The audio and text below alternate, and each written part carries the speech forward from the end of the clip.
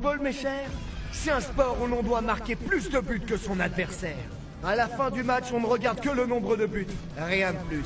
Si vous voulez faire copain-copain, lock off.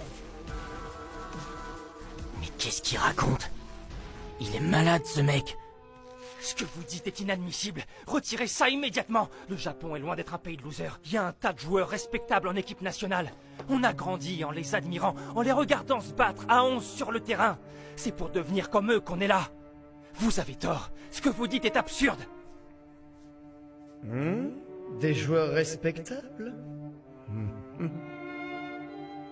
Oh, tu parles des minables qui n'ont jamais gagné la Coupe du Monde, c'est ça? Je te parle de devenir le meilleur joueur du monde, moi. Pas un bon à rien. Plutôt que de faire une passe décisive et de gagner 1-0, je prends beaucoup plus de plaisir à mettre un coup du chapeau, quitte à perdre le match 4-3. Il s'agit des mots de celui qui s'est imposé face à Messi ou Cristiano Ronaldo dans la course au Ballon d'Or. Indiscutablement le meilleur buteur de notre époque, le français Noël Noah. Pour citer Eric Cantona, l'un des plus grands attaquants du XXe siècle, je me fiche de mon équipe. Tout ce que je veux, c'est épater la galerie. Et pour citer Pelé, triple champion du monde, considéré comme le plus grand joueur de tous les temps. Le meilleur attaquant au monde? Milieu, défenseur, gardien? Vous pouvez demander à n'importe qui. La réponse sera toujours moi. Alors? Des enfoirés de première, pas vrai? Mais les faits sont là! Ce sont eux les meilleurs, des attaquants révolutionnaires et surtout des joueurs d'un égoïsme rarissime! Voilà ce qui manque à la sélection japonaise. S'il vous est impossible de devenir le premier des égocentriques, alors vous ne deviendrez jamais le meilleur buteur du monde. Ce type dit vraiment n'importe quoi. Voilà ce que je veux offrir au Japon.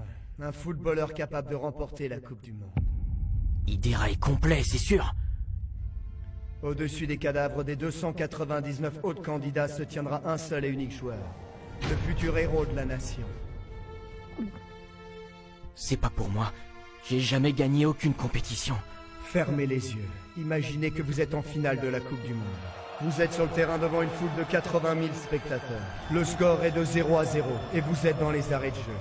Dernière action du match. Vous avez la balle et vous driblez toute la défense adverse. Vous êtes en face à face avec le gardien. Sur votre droite, un coéquipier vous fait signe de passer. Si vous lui faites la passe, vous êtes sûr de remporter la victoire. C'est le moment décisif. L'opportunité d'une victoire attendue par toute une nation. Et vous tirez sans hésiter.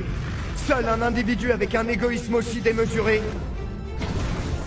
est autorisé à franchir ses portes. Au diable les principes. Sur le terrain, vous devez être le seul à briller. Je comprends pas. Pourquoi on m'a jamais dit ça? Faites de chacun de vos buts un moment de plaisir ultime et vivez uniquement pour ces derniers.